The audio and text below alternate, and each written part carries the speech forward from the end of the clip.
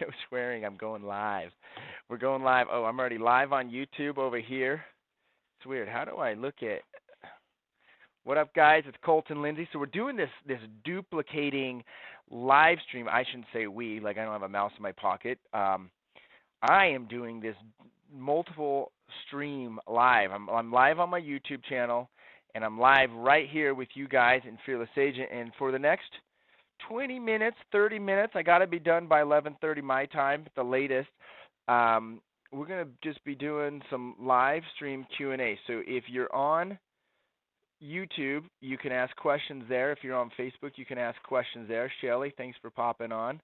Takes a second for people to start popping on, but if you are on, in the comments, post your questions. We're going to be talking about real estate. We're going to talk about prospecting. We're going to talk about setting appointments. We're going to talk about whatever you guys want that I can help you go from where you're at today to making more money instantly. Like I want you guys to start making money instantly with your business. See, one of the cool things about Fearless Agent is, like, for me, it was like I got into this business, I had no freaking clue. I was talking to a guy named Justin yesterday, new Fearless Agent from Arizona, and he said, the one thing that I got into real estate for the first couple of years, I got my license, and it was like I just got into this business, and what the heck I was doing, because you had to figure it out your own, right? And so the purpose of Fearless Agent is to help you not have to figure it out on your own and give you the stepping stones from no matter what level you're currently at, whether you're brand new, whether you're a 15-year veteran, or whether you're 5 years into this, no matter where your production is. If you're selling 5 homes a year, no homes a year, 70 homes a year, it's like how do we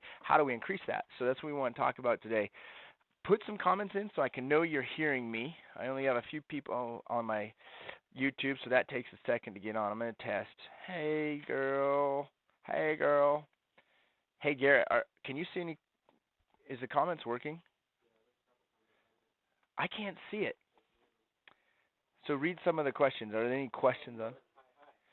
Oh, there's just hi. How come my freaking comments aren't popping up on here? How many cold calls? That was a question from who? Justin Jones. Okay, cool. What's up, Justin? I think I was talking with you yesterday. I think that I don't think focus as much on your number of calls. I think there's two more important things to focus on. Number one is number of hours prospected. Like how much time are you committing to it? And I know a little bit about kind of from our conversation yesterday. So I would say you probably, there's no reason why 20 hours a week of prospecting or more should not be happening, right? I mean, you can do that every morning, 8 to 12, just crush it. And then in the afternoons, if you don't have appointments, like we talked about, go get in a for sale by owner, go get in an expired, go knock doors if you're not on appointments. So the second most important thing next to prospecting hours is going to be number of appointments set. So cool. I might have to just open up my own Facebook page here because I can't see the comments coming through. I don't know what that is all about. So hold on, guys. Austin says, Colton, you are the bomb.com. Awesome. You talk a lot about your online business. Can you explain more on what you do with that? So really, online business for me is this. It's like, great question, Brandon. It's how do I keep my name, my face in front of as many people as possible? So really what I'm doing right now is online marketing, right? It's how do I keep myself in front of people? The challenge is, and I think the misconception is with most people, is that I'm going to go do this online marketing and I'm going to end up getting leads from it. And yeah, you'll get leads. I mean, I probably get 2 to 3 referrals a month now from you guys, which I totally appreciate them. We're closing them. We're getting your referral fees paid out. However, you got to think I've been working on that for several years. So you got to look at it like this, Brandon. I'm sorry, Cody. I'm looking at it the wrong way. Brandon, you got to look at it like this. It's like investing in a 401k or an IRA, preferably Roth, right? So it's pre-tax. That's a whole other conversation. But where you get to put a little bit aside each month, each week, sort of thing, and it's compound interest over time, to where you're everywhere. You're consistent with it. You're everywhere, and people just know your name. They just recognize who you are as the brand. And what happens is then for me, it started where people started calling me to come speak on stage. I started doing different affiliate things. I started just doing things. So look at it as a long-term compound interest. Create a system, right, and follow up with it and create content and get better and better at it as you go. So it's about branding and staying in front of people.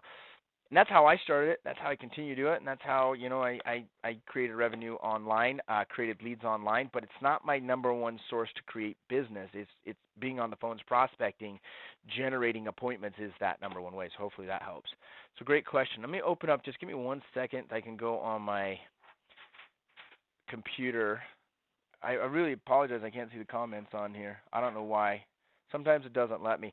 We had another question. Cody DeLude said, you talk about tonality. Can you talk about tonality a little bit? Do you have any advice about tonality on cold calling? Yes. Be enthusiastic. Be extremely enthusiastic and study the power of communication.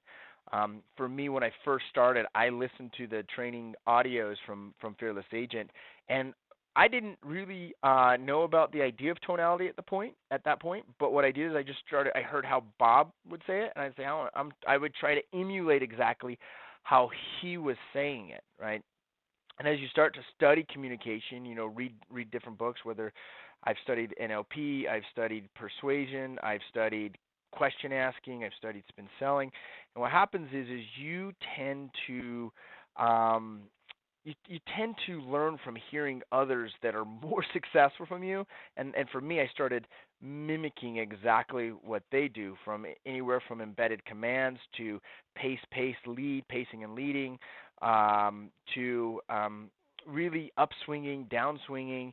But I think the most important thing for everyone to learn is be enthusiastic. Like if you ask me how I'm doing, I always respond, simple question, I love my life. Thanks for asking.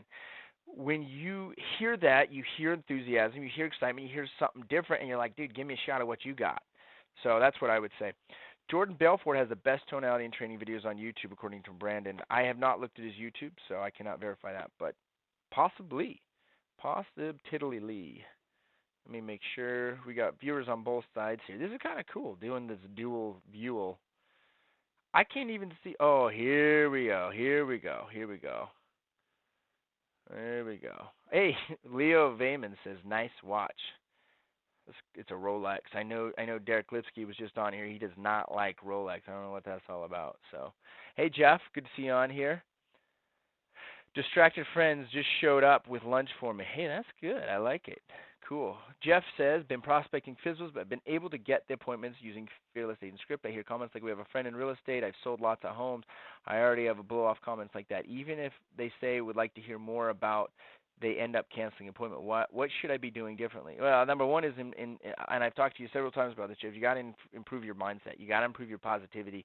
And it's what, there's this little thing called PKE, Prospecting Karma event, right? It's meaning that when you are all in with your energy, you're all committed with that, you end up getting this extraordinary phenomenon of an appointment that you have no idea where the heck it came from. So I call it a prospecting karma event, is that forward movement, that forward energy. So here's what I would recommend, and I've said this several times.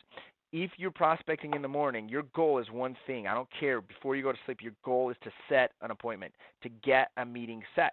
So if you're done by prospecting at noon, you don't have an appointment, go get inside of an FSBO. Go get inside of an expired door, right? How many doors have you gone to today and got inside of them? If you haven't got in one door today, you're playing at a lower level, right? So you got to play at a bigger level. You got to be willing to do whatever it takes, right? You got to be willing to do whatever it takes to get the appointment. And then if they're canceling, my guess is you're not qualifying them enough. You're not staying in touch with them enough. For example, Fearless Agent teaches when you set the appointment, send them brownies. When I've sent something like that, I've never had an appointment cancel. Never, ever. Right? And so people you got to follow all of the steps, not just a portion of the steps. So one of the things you can do if you're not sending brownies is call the day of with enthusiasm. My guess is they're absorbing your doubt, your fear, your worry. You've got to portray confidence and excitement and enthusiasm and thinking that you're the best thing since, as Jordan Belfort says, sliced bread. So you got to portray that. How many contacts a day should be the minimum? Like I said, Carlos, I don't think there should be a minimum contacts. There should be a minimum appointment setting. Like there should be a minimum number of hours prospected and a minimum number of appointments set, which you could do 100 contacts to set an appointment. You could do 50 contacts to set an appointment, but make sure you're setting 5 appointments a week, going on 3, signing 1. Get hungry for appointments. I don't know why everyone's talking about contacts. The only reason I track my contacts is so I can figure out what I make per contact conversation-wise. I don't think, I got to have a minimum of 30. I don't have a minimum of 40. I have a minimum of 50. I don't give a shit or a heck if I've talked to 50 people and I set no appointments. I want appointments. So appointment set, prospect anglers done. Great question, by the way. No more on the Facebook. So let's see over on the what source, Kyle Metcalf asked, what source has gotten you the most listings? Expireds, Fizzles, Circle Prospecting, and what other sources do you get sellers from? So over the course of my career, the beginning part of my career, the majority of them came from Fizzbos, then expireds. Okay, so for sell by owners, I listed and sold over 40 of them in 1 year. And I was hungry for them. And you got to get hungry for listings. You got to get hungry for appointments. You got to be willing to do whatever it takes, Kyle. And so if you don't have, like for example, I'm at today, most of my listings don't come from for sale by owners. They actually come from my referrals and my past clients. And in fact, I that stems from a lot of building the People Farm database that Fearless Agent teaches, and building my SOI on a rock star level to where people just naturally come to me, and I pretty much can set an appointment with almost all of those people, right? If I look back, for sell by owners got to happen at the first of your career. They just got to happen if you want to get paid. You got to get paid right now, okay? However, I wish that I could go back and not have made such an emphasis on for sell by owner, simply because a lot of those don't turn into repeat or referral clients because they're already a little crazy in the mind, and so they just end up, for whatever reason, not working out as great referrals.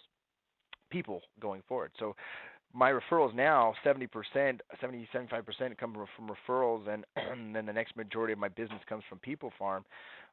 When I look at that, it's because of 2 parts. One is my past clients and my fans, and the other part is my active customers. Constantly, we're generating probably about 25% of our referrals from our active customer base. So in the Fearless Agent program, the third most important step are your systems. Create rockstar systems that create these raving fans so they think you are the god of real estate, and your active customers will feed you business because people tend to be doing what their friends are doing, right? They tend to be in that same stage in life where they're buying and selling real estate at the same time. So if they're buying and selling, there's a good shot they know someone buying and selling. And if they're excited and enthusiastic, for example, if you pass that along with them and they're excited about it and they're enthusiastic about it, they're telling other people about it. If they have a bad experience with you along the way, they're telling people about that. So give them an amazing experience. Number 1 problem that you have is not getting enough customers. Number 2 problem is you don't service those customers on a high level. I mean, I'm not saying you individually, but it might be the case. That was with me, for my experience with that. So hopefully that helps you out. Circle prospecting, I don't know why everyone calls it circle prospecting too, by the way. I think that's the dumbest name on the planet. I don't even want to hear that from people anymore. Just call it cold calling. Call it what it is. Call a spade, call an orange an orange. Don't call an orange a giraffe sort of thing. I don't know where the hell that name come from, circle prospecting. What does that even mean? You calling it a circle? Like, it doesn't make any sense. What CRM do I recommend? Oh, well, that's a simple one. Mojo Selling Solutions, CRM and Dialer. You're crazy if you don't use it. Kyle Metcalf said, Where are people asking the questions? I am not sure what you mean by that, where are people asking the questions. So I don't have an answer on that one. Sorry, Kyle. Number 2 is your problem. Well, fix number 2. Let me see. I got to restart over here because my questions disappeared. So, guys, we got 13 minutes for Q&A. 13 minutes. Ronnie Edge Jr. hopping on. Chris, appreciate you being on here. So the places, maybe this was your question. Where can you ask questions? Number 1 is right here inside of my YouTube. The other one is right inside of the Fearless Agent. We've got live streaming on both of those. So let me see. My thing freaking froze. I can't see questions on my – for some reason, when I live stream inside of Fearless Agent, it doesn't let me see the comments. I can see them everywhere else, but instead of Fearless Agent, I don't know. If anyone knows a solution to that problem, please tell me. I would like to fix it. And my computer froze, so I can't see those questions. Let's see. So, hey, if you're on YouTube, make sure to ask questions. Oh, and real quick shout out too, if you are an agent in the Dallas area, Dallas, Texas area, April 13th, Fearless Agent is going to be live for a half-day event. It's you can go to fearlessagentlive.com to get started with that. So, if there's no more questions, because I'm not seeing any pop up. Oh, here's one. Sorry, my Facebook isn't working well. So if you guys are asking questions on Facebook, keep asking them. I'll have one of my team members kind of shout them out to me. So, but on YouTube there was another one. Cody asked, when you cold call and they aren't selling for a few more years, what do you do with them? That is exactly the point of cold calling, right? You hopefully will get someone now, but the reality is most people aren't going to be moving instantly. That will happen. Yes, we've done that. And even when I have done that, usually I'll get the contract signed and they're still not putting it on the market for 3 or 4 months, right? They're usually going to be 3, 4, 5, 6, 12 months, 2 years, 3 years down the road, right? So if they are nice, saying nice conversation, I add them to my people farm. And I'll give you an example. I added a lady about 4 years ago, nothing, and then boom, all of a sudden she calls me up one day and says, hey, we're moving to Texas. We need to sell. Boom. Listed it, full price offer, 2 or 3 days, sold. What was cool is the buyer that bought it was unrepresented through this stupid Homeo program, tried to negotiate commissions. We told them, and then anyways, we ended up getting both sides of the deal, so full commission. So pretty awesome. See, what do we got here? How many contacts? Oh, nope, we already had that question. What is your advice to handling objections? So it depends on what part of the objection, what stage you're getting objections. If it's on the phone, it's usually a couple of things. One is you're probably not getting your questions answered. For example, with the magic question, if you knew 100% for certain by doing business with me, Justin, 2 things would happen. One is you sell your house. The other is you end up with significantly more money. Bottom line, you can get any of the way. You know, it's with or without a realtor, and that's in your pocket. If you could do that, would you want to hear about it? Be honest with me, right? You ask that question, they say, well, I got a friend in the business, blah, blah, blah, blah, blah, blah, blah, blah. It doesn't matter what they say. If they don't say yes or if they don't say no, they're not answering your question. So don't go down the rabbit hole of their story. Go back to say, okay, I understand, blah, blah, blah. Let me ask that question differently. And then ask the question again. Remember to get your questions answered. So that's number 1. Number 2 is use the objection track handler that's taught in Fearless Agent. I'm not going to go through that right now, but basically it's the question is, hey, I totally understand. I mean, if you knew that by doing it that way it would cost you a small fortune, I'm talking $15,000, $20,000, would you still do it that way, or would you do it a better way that saved you that $15,000, $20,000? I mean, which would you choose? I agree with you. I think the better idea is to save your money. Why don't we do this? Let's get together for 20 minutes. I'll share with you exactly how everyone else is saving their money. Does today 3 work or is 5 o'clock better? So that's an example of the track in a nutshell. But call Bob and he can walk through that track with you. If you're at the listing presentation, guys, if you're at the listing presentation, if you're getting objections on signing the contract, it's because you're not doing the fear of loss questions, the spin selling questions. It's the most important part of the presentation. I don't have time on here to go through that with you, but one thing I will address on that is the script can only take you so far on the questions. That's why you must go read the book Spin Selling, get great at asking questions, because for example, when they talk about moving to Chicago and you're asking why that's important for you, they say, well, we've got family there and I got a job, blah, blah, blah. I totally get it. Family's important. Your job's important. So why is this specific job important for you? What's it going to enable for you guys to be closer to your family? And then they say, well, if we're closer to family, our kids can see them, blah, blah, blah. Our income's going to be higher, blah, blah, blah. You see what I'm saying? You keep taking them deeper and deeper and deeper. That's part of asking great questions. So the script isn't there. I mean, what I mean is the Fearless Agent script is it's not there with you whispering in your ear what to do. So it can only take you so far, like I'm talking about. You've got to be able to peel back more and more layers in those conversations to really dig deep in their motivation. And if you notice this on the CD, and in a nutshell, how this works is basically say, well, what would it do to your plans if you were unable to sell your house? Right? And then all of a sudden you've got them all stoked on why they're moving, and then you pull that rug out from me. What do you mean not sell my house? Well, you remember the expired list? They thought they were moving to Chicago too, and they ended up not moving to Chicago. So, I mean, what would it do to your plans if you were unable to sell your house, right? So you're taking them kind of on this emotional roller coaster is how I see it. Great question. Boom. How similar, Victoria asked, how similar is the Fearless Agent scripts the KW bold calling scripts? Well, first of all, in my opinion, Diana Kokoska is a great person, but she freaking ripped off all of her scripts, dude. She ripped them off from Floyd Wickman. She ripped them off from Mike Ferry. She didn't create any of her own content. It's going to be completely differently than Bold scripts. In fact, I think a lot of the scripts are bull crap that Bold does. How do I know? Because I know a lot of people that use them. In fact, I have really great friends of mine that are high producers that they literally walked out after 2 sessions because the numbers that they're telling inside of these classes are just unrealistic. Unrealistic. So let me give you an example. Some of the numbers they're teaching is if you set 10 FISBO appointments, you should be able to get on 7 of those. That's a complete lie. I have interviewed the best realtors on the planet. I'm a master for sale by owners, and I know that you're only going to get on 40% of the FISBOs that you set. That's the reality of it, right? So I don't even think it's a great comparison. I personally don't endorse Bold at all, and I think their scripts are crap. So great question. When straight up cold calling, circle prospecting. Hey, Orrin, I told you no more using the word of circle prospecting around me. So anyways, what's the typical call to appointment rate? I've got 5,000 calls and no appointments. Like I said, the money in prospecting cold calls is made on the back end. It's the follow-up that you get. You will end up nurturing these leads and setting appointments from them later on. I mean, if you're making 5,000 calls and not setting an appointment, my guess is you're using the wrong words. The words that I recommend is, hi, my name is Colton. I'm with the world's greatest real estate sales team. Just calling to see if you might be thinking of selling your house.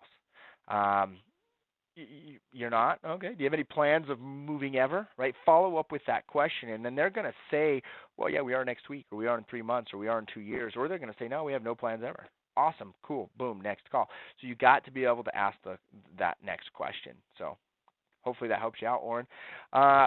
Best I Am says, how old are you? I'm 32 years old, believe it or not, and I'm looking damn good with all this weight I'm losing. Thanks for bringing that up, Colton. They are bullcrap, Victoria said. Yeah, they're I'm glad someone has mentioned that. I don't know why. I'm a KW agent, too, by the way, Victoria. I got no problem saying that I think they're bullcrap scripts. I mean, I think the whole program is bullcrap. I don't know why you got to lay around throwing money on you. I mean, I believe in being a money magnet. I got a lot of money coming to me easily and frequently. I believe you got to wire your brain to be that way. But rolling on some freaking $1 bills is like the joke, man. I think it's not cool at all. And I almost said some bad words in that little rant, so I'm glad I didn't. I'm holding that commitment here. I'm fearless. My commitment in Fearless Agent is to reduce the amount of swear words possible. So keep me in check, guys. To the question, are you thinking about selling your house? I don't know. What would you say to someone who says which one? Oh, which one? Any. I would say, you thinking about selling any of them? Right? So they got multiple houses, Cody. Thinking about selling any of them? Thinking about making any moves, right? So that's how I would follow up with that. Austin says, Colton, without Fearless Agent, would you have ever had the right mindset to be where you are today? I'd like to think so, but I can definitely my whole root of success has stemmed from Fearless Agent because I didn't know what the heck I was doing. I got lucky. And you know what's cool is I didn't have confidence when I first started. I didn't see it in myself, and if it weren't for Bob believing in me to help me believe in myself, I don't know that I would have made it unless there was some sort of person that had believed in me along the way, which I'd like to believe that God's plan works out to where he's going to put the right people in my path, and I'd like to think I would be successful no matter what. However, the scenario played out for me is I met Bob about 8 months into my career, only sold 2 homes that first year. I didn't know what I was doing. In fact, he even doubted me at first, and I said, hey, I will do whatever you tell me to do. And that's the moment he started believing in me, and I went and did whatever he told me to do, which luckily for me is I didn't have a lot of this misconception. I see it in my own real estate market today is people are tainted with how they think the model of real estate has to happen. And in my local market, I've completely shifted and turned the normal model of how real estate is sold, and so it's worked pretty awesome for me. So yeah, I don't know. I would believe that I'm going to succeed no matter what. I've got that belief now, but I didn't necessarily have that belief earlier on in my career. Now I know for a fact that no matter what happens, what comes my way, I'll make it happen. How blah blah blah blah. Okay, don't see any more there. We got 3 minutes, guys. My name is Chityalada. I cannot say that, but I appreciate you. Best I Am saying it. Chityalada. You may have to. You are quite old. No job to do. How? I'm not quite sure I understand that question. I'm 32. I think I'm still pretty young. Thanks for your advice. Also, would you recommend a new agent should focus on expires or just cold call random people? Both. I think for sell by owners and I think expireds are where you can get business right now. And I want to get some clarity on that, by the way, because Bob tells you guys not to follow up with FSBOs and expireds. What he means by that is don't waste time with crazy people, okay? But it doesn't mean, in my opinion, don't call these for sale by owners ever again. But don't get all serious in your plan to call them back if they're nut jobs or if they're crazy. So what I've done is inside of Mojo is I just have different lists, different databases. So I have a for sale by owner list. I have an expired list. And what happens is some of these FSBOs and some of these expireds, I'll call them 15, 20, 30 to 40 times in the course of a year or two. Right? I will keep calling that list every day. And so what I said is I measure the number of hours prospected. So the first 15 minutes is FSBOs, first or expires. The next 15 minutes are expireds for me. If I were at a different level earlier on in my career, I would enroll that to almost an hour or hour and a half of calling these guys, right? And I remember when I was really crushing it with for sale by owners, I would call the list starting at 8 a.m. and I'd run out of FSBOs by 9 a.m. I'd start the list over again. I'd talk to sometimes the same person 2 times in a day, or I'd call the same number twice in a day. It would just happen randomly. I didn't plan it that way, and I didn't get that person at 8:15, and at 9:15 I would, and I'd set the appointment. Right? Or I'd talk to that person at 8:15 and they wouldn't set a meeting with me, and then by 9:15, whatever, they forgot me because they had so many agents calling, and for whatever reason they're in a different mindset, and I would set an appointment with them. Okay, but still, you got to remember, it takes a lot of energy to work FSBOs and expires, but it is the quickest way. I can promise you this, and I tell this message to everyone: if someone held a gun to your head and said, if you don't get an appointment by the end of the day, I'm going to shoot your brain out. And I would say the first place that I would go get an appointment, I would call FSBOs and I call expires, and then immediately I would go get in as many for sale by owners doors as possible. And I promise you, I would set an appointment that day. I promise you. But you got to be that hungry for it. What other prospecting do you do other than calling? There is no other prospecting other than calling. That's a crazy question, Luke. It's only marketing after that, right? It's only marketing. So what do I do to market and brand myself? I follow the exact marketing system on steroids that Fearless Agent teaches. You send postcards to my SOI and past clients once a month. I send a weekly email to them, and then another 2 other emails throughout the month to them, or random ones. They're probably getting, honestly, about 80-something emails, 80 to 90 emails a year from me, plus 12 postcards from me. Plus what I do is I then do remarketing ads. So when people visit my website, I'm following them around the internet. You probably have noticed me if you've been to my website, coltonlindsay.com or the-wgr.com. And then we do one other thing where we have all of our email list. We then put that into Facebook to where we can follow those people around, and we just keep our stuff in front of their faces. That's called marketing. That's not called prospecting. In fact, I think anyone out there teaching you to generate leads through Facebook advertising is not running a highly profitable real estate business. Can you get leads that way? Absolutely. Can you get them a lot cheaper through Fearless Agent System? 100%. So I use online not to generate leads, but to generate awareness so people don't forget who I am.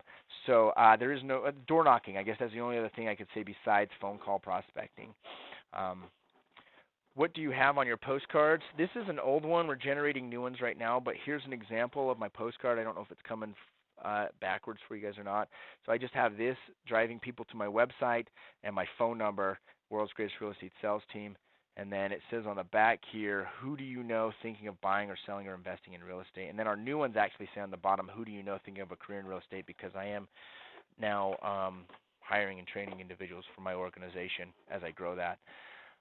Cool. I think I'm a fearless. Oren said I'm a fearless agent too, Bob, and I actually go to the same gym. Bob going to the gym is actually comedy, so I think that's cool. Awesome, Oren. What do you have? Oh, I just did my postcards.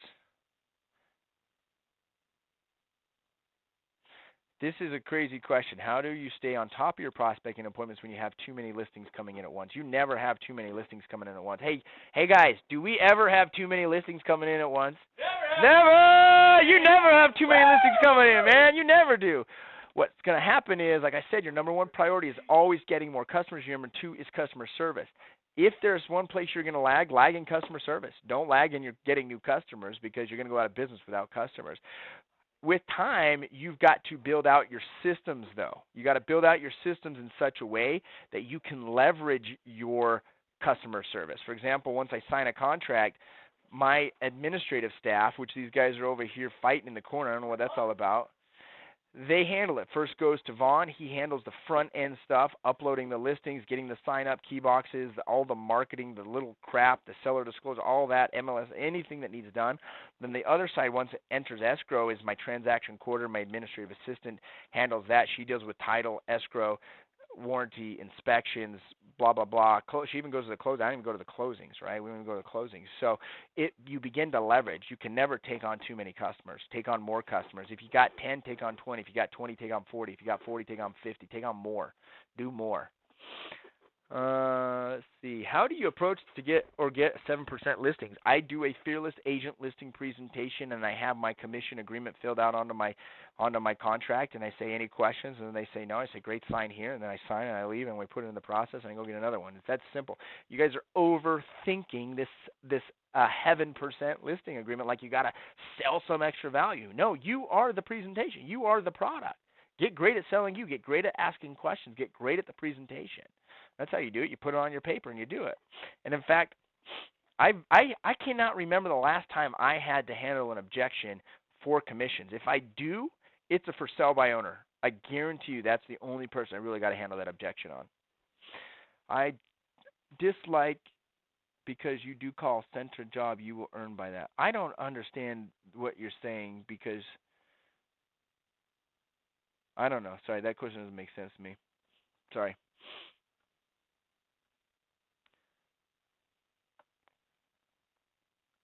So I'm just trying to scroll through some of these questions. Can't really see it. Can you hold it closer to your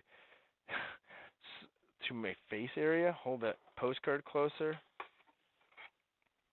Is that close enough? Oh, probably because you're on YouTube, but I'm showing it on my bad, dude. I was showing it on my Facebook one. I got two cameras going on.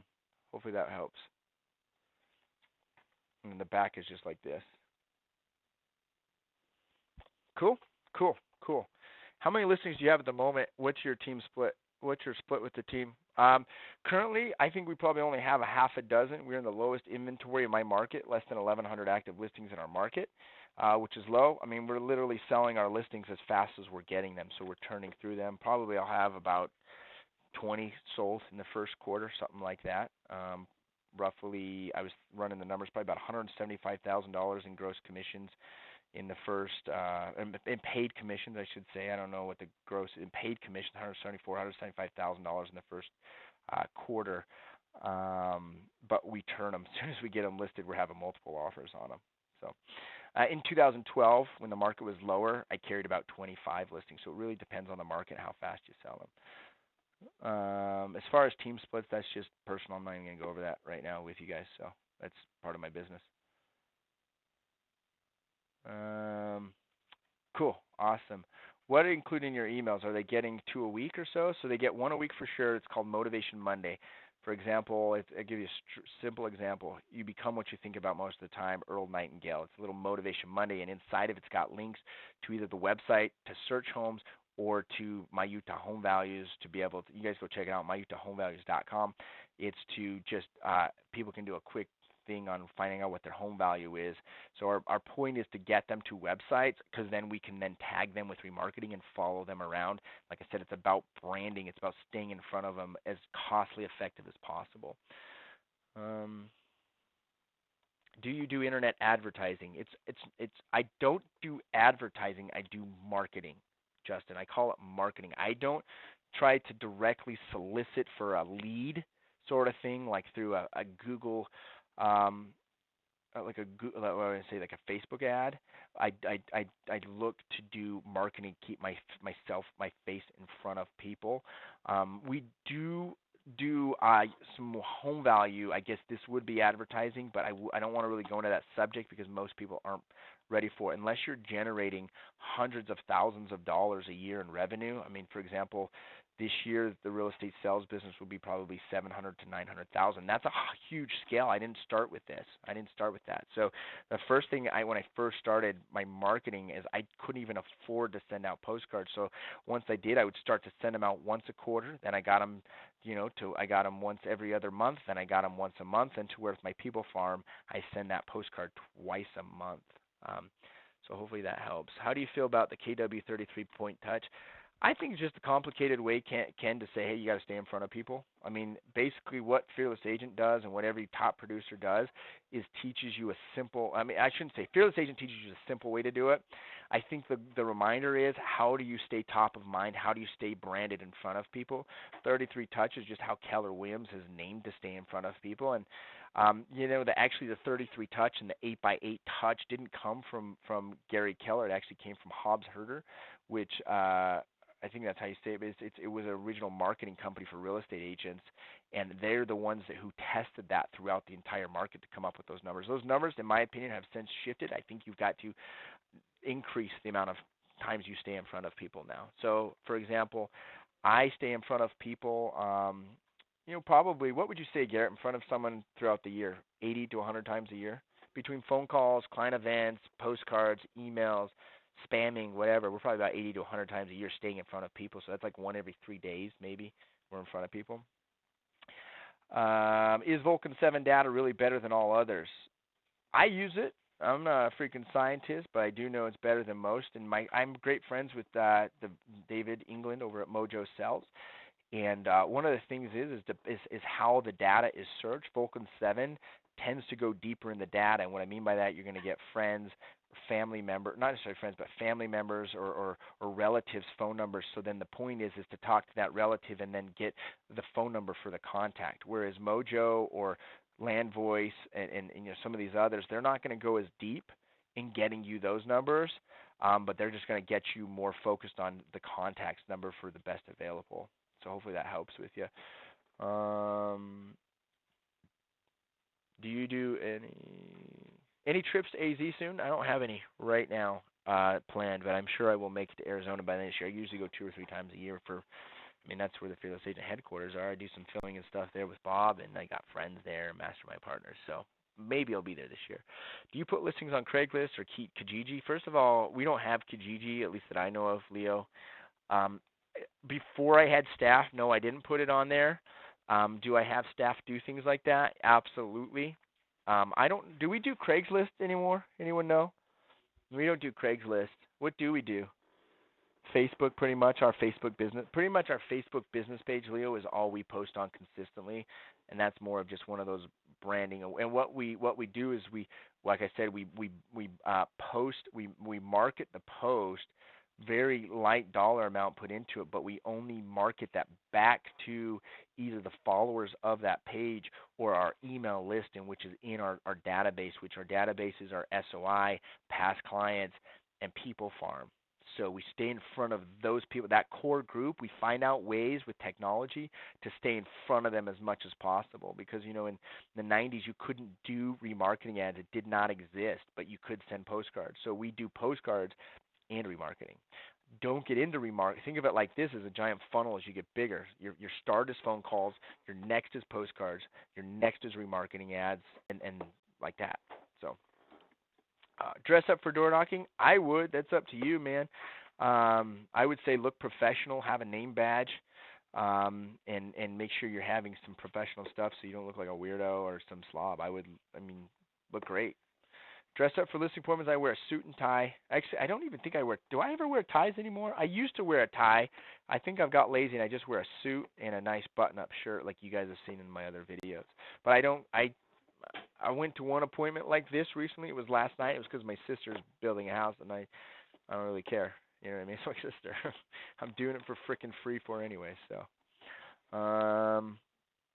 how many listings do you have? Oh, you did that. Okay.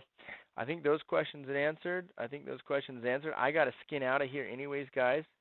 So hopefully you guys got a ton of value out of this today. Do me a favor and continue to like, comment, and share my content. I totally appreciate it. If you're on YouTube right now watching, subscribe now. If you're not on YouTube, go to YouTube and subscribe immediately. And then get this in front of other people. My message is simple: create value for you guys, empower you guys to take action, and then share it with other people.